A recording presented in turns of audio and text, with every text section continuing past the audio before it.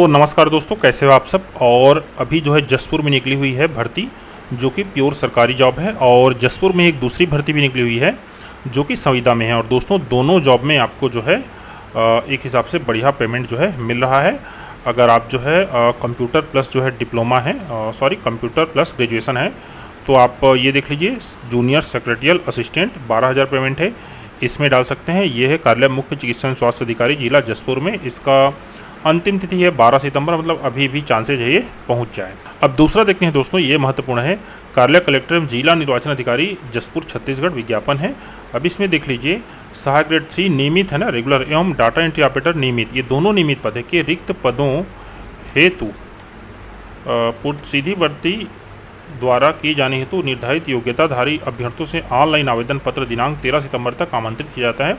दोस्तों मैं पूरा जो प्रक्रिया है ऑनलाइन आवेदन कैसे करें ये भी आपको बताने वाला हूं, तो वीडियो में बने रहिए। आवेदन पत्र प्रस्तुत करने की विधि है, तो ऑनलाइन आवेदन पत्र आमंत्रित किए जाने वाले जिला जसपुर की वेबसाइट है, इसमें आपको जो है अप्लाई करना है। 13 सितंबर तक उपलब्ध रहेगा। आज कितना है, 6, मतलब पर्याप्त समय है। और इस लिंक से क्लिक करके आप हमारे टेलीग्राम चैनल है वो ज्वाइन कर सकते हैं। पदों की संख्या दोस्तों एक है। वेतनमान देख लीजिए, 5200 और 20,200 1900 ग्रेड पे है, 5200 20,200 2400 ग्रेड पे है। अभी के डेट में करंट में कितना पेमेंट आपको मिल जाएगा इससे, ये मैं आपको कैलकुलेट करके दोस्तों बता देता हूँ। ये सैलरी कैलकुलेटर है मेरे पास, और चलिए इसके हिसाब से बता देता हूँ मैं। ये ले लीजिए, पहले पे स्केल जो है वो हमको देखना पड़ेगा। ये है, देख लीजिए, पहला है 1900 ग्रेड पे है, तो ये वाला है लेवल 4 है 19,500, अर्थात सहायक ग्रेड 3 है ये वाला लेवल 4, अर्थात 19,500 बेसिक बनेगा इसका। तो इसको 19,500 बेसिक रखिए, इसमें 19,500 बेसिक। तो फर्स्ट मंथ से आपको पेमेंट मिलना शुरू हो जाएगा दोस्तों 27,020 रुपया। टोटल पेमेंट बनेगा आपका 29,660 रुपया। और ये वाला है दोस्तों लेवल 6 में है, तो लेवल 6 में कौन आ रहा है, देख लीजिए ये वाला 25,300। तो इसको फिट करते हैं 25,300। तो दोस्तों फर्स्ट मंथ से ही आपको पेमेंट मिलना शुरू हो जाएगा 34,908 रुपया। टोटल पेमेंट बनेगा आपका 38,244 रुपया, जिसमें ये दोनों जाकर क्या होगा, कटौती होगा जीपीएफ और बीमा का। तो ये हुआ दोस्तों इसका पेमेंट। आगे बढ़ते हैं। सहायक ग्रेड 3 पद हेतु योग्यता, तो वही मांगा गया है 10+2, और उसके साथ मान्यता प्राप्त संस्था से डाटा एंट्री ऑपरेटर प्रोग्रामिंग में 1 वर्षीय डिप्लोमा प्रमाण पत्र। ठीक है दोस्तों, ये कौन कौन से कॉलेज के मान्य है, इसके लिए मैंने एक अभी वीडियो बनाया है, आप देख लीजिएगा। कंप्यूटर में हिंदी टाइपिंग का 5,000 kph की स्पीड होना चाहिए। इसके लिए कौशल परीक्षा ली जाएगी। डाटा एंट्री ऑपरेटर में पुरानी हायर सेकेंडरी परीक्षा के साथ मान्यता प्राप्त विश्वविद्यालय से किसी विषय में स्नातक पाठ्यक्रम की प्रथम वर्ष परीक्षा उत्तीर्ण। ठीक है, जो पुराने जो 11वीं कहना चाहिए, जब मेट्रिक क्या बोलते हैं, इंटरमीडिएट जिसको बोला जाता था 11वीं, तब के डेट में ये वाला चीज़ लागू होगा। यहाँ पर जो स्पीड है 8,000 के मांगी गई है, बाकी सब जो है समान है। आयु देख लीजिए, तो आयु के संबंध में ये मान के चलिए 18 से 35 होता है।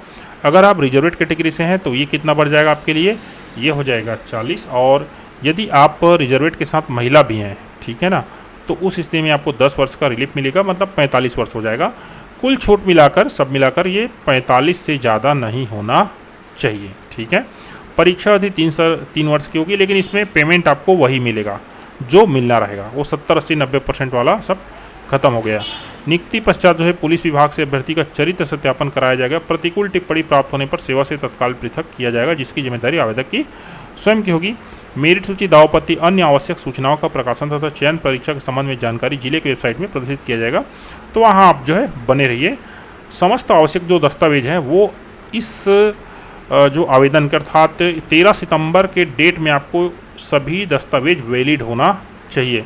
ये नहीं कि मान लीजिए आप कॉलेज में तो 12वीं में पास हो गए लेकिन आपका रिजल्ट नहीं आया है, आप पीजीडीसी या डीसीएम पास हो गए लेकिन उसका रिजल्ट नहीं आया है, तो उस कंडीशन में आप पात्र नहीं होंगे।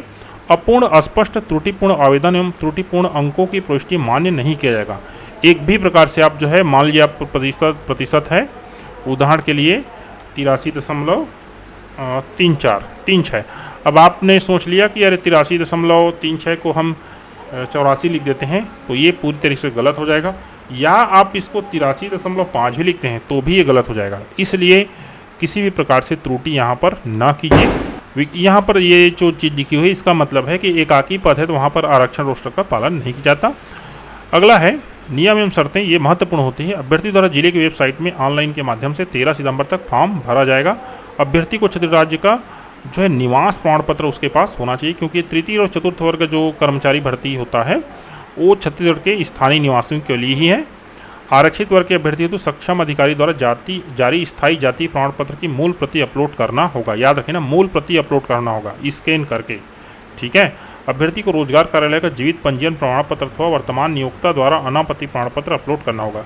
इसका तात्पर्य अगर आप बेरोजगार हैं तो जीवित पंजीयन प्रमाण पत्र, अगर आप किसी जगह कार्य कर रहे हैं, ठीक है, तो आपको नियोक्ता द्वारा क्या देना पड़ेगा, अनापत्ति प्रमाण पत्र देना पड़ेगा। क्लियर। अभ्यर्थी को आवेदन पत्र के निर्धारित स्थान में पासपोर्ट साइज फोटो, हस्ताक्षर और अन्य दस्तावेज अपलोड करना होगा। तो ये अपलोड करने के समय होगा, देखेंगे। अभ्यर्थी द्वारा दिनांक 1 सितंबर से 13 सितंबर तक ऑनलाइन आवेदन किया जाएगा। अभ्यर्थी द्वारा ऑनलाइन आवेदन की अंतिम तिथि के पश्चात त्रुटि सुधार हेतु 3 समय का समय भी दिया जाएगा ना, ये बहुत अच्छा चीज़ है। इस अवधि में नए आवेदन का पंजीयन नहीं होगा। सफलतापूर्वक भरे गए आवेदन का प्रिंट आउट अपने पास रखना अनिवार्य होगा। इसके पश्चात कोई दावा मान्य नहीं होगा। विज्ञापन में तथ्यात्मक त्रुटि, लिपिकीय त्रुटि चयन के किसी भी स्तर में सुधारी जा सकती है। आगे है, मेरिट सूची में समान अंक प्राप्त होने की स्थिति में जन्म तिथि को आधार मानकर अधिक आयु वाले को प्रवीणता में प्राथमिकता दी जाएगा। समान अंक एवं समान जन्म तिथि होने की स्थिति में अभ्यर्थी के नाम अंग्रेजी वर्णमाला के आधार पर मेरिट का निर्धारण किया जाएगा। ये जनरली होता नहीं है। आवेदक द्वारा प्रस्तुत ऑनलाइन दस्तावेज का मूल दस्तावेज से मिलान किया जाएगा।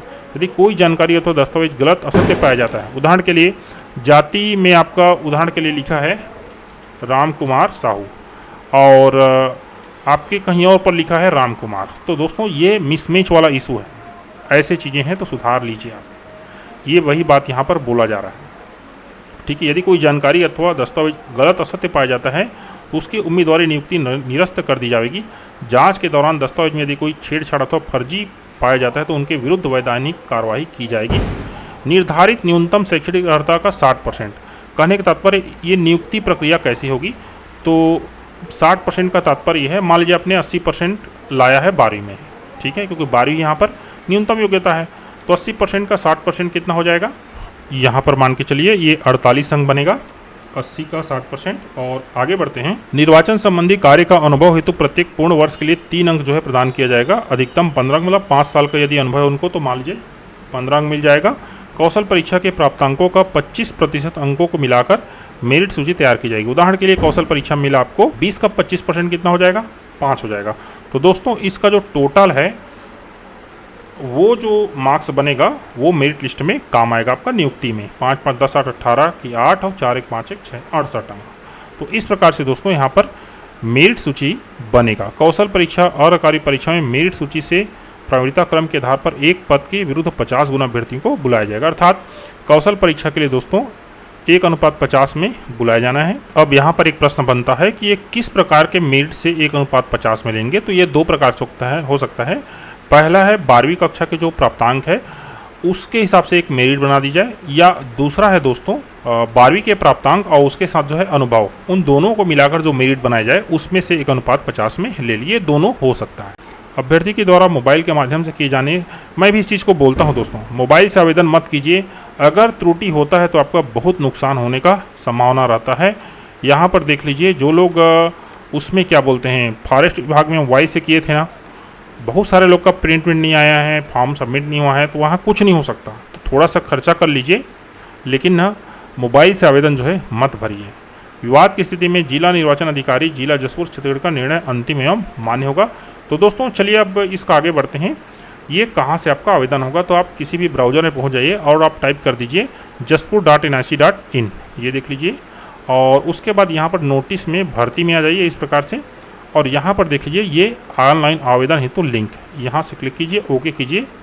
अब ये देख लीजिए मोबाइल नंबर और पासवर्ड। तो दोस्तों यहाँ मैं जैसे ही मोबाइल नंबर और पासवर्ड डालूँगा तो समस्या ये हो जाएगा, यहाँ से ये वीडियो मेरा डिलीट कर देगा यूट्यूब। तो इसके लिए इस वीडियो के जस्ट बाद जो है एक दूसरी वीडियो आ रही है, ताकि डिलीट हो तो एक ही वीडियो हो, और ये वीडियो आपको अभी मिल जाएगा 1 आध घंटा में। तो दोस्तों आपको वीडियो पसंद आया तो please subscribe the channel, share the video, thank you. और ये इसका ऑनलाइन आवेदन का जो तरीका है ना, जस्ट इसके बाद आ रहा है।